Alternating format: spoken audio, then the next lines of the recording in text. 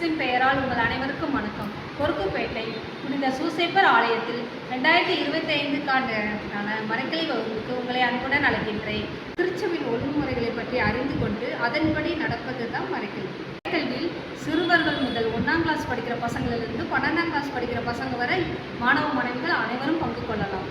சிறு பிள்ளைகளிலிருந்தே நாம் கடவுளோட அருளை தெரிஞ்சு அவர் பிள்ளைகளாக வாழ்கிறதுக்காண்டி தான் கத்தோலிக்க திருச்சபை மறைக்கல்வியை கொண்டு வந்தது.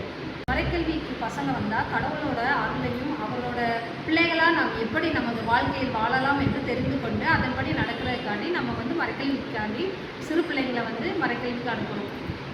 மறைக்கல்வி வகுப்பு ஒவ்வொரு ஞாயிற்றுக்கிழமையும் திருப்பலி முடிந்தவுடன் காலை 9:30 மணிக்கு நடைபெறும்.